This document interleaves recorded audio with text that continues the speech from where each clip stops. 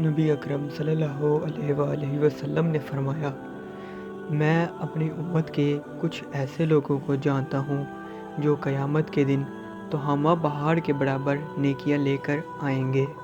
پیارے دوستو، تہامہ پہاڑ ایک سفید رنگ کا پہاڑ ہے۔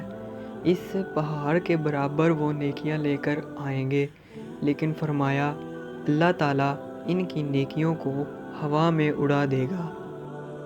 حضور صلی اللہ علیہ وآلہ وسلم فرمانے لگے، وہ راتوں کو عبادت بھی کرتے ہیں، اللہ کی بارگاہ میں بھی حاضر ہوتے ہیں، لیکن فرمایا ان لوگوں کا مسئلہ یہ ہے، ان کا نقصان یہ ہے، گھاٹا اور خسارہ یہ ہے کہ جب وہ اکیلے ہوتے ہیں تو رب کی حرمتوں کو پامال کرتے ہیں، دین کی حدوں کو توڑتے ہیں، تنہائیوں میں رب کی نافرمانی کرتے ہیں۔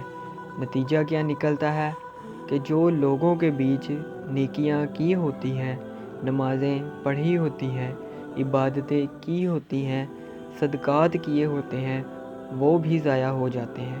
اگر یہ لوگ اپنی تنہائی پاک کر لیں تو ان کی باقی ساری عبادتیں بھی محفوظ ہو جائیں گی۔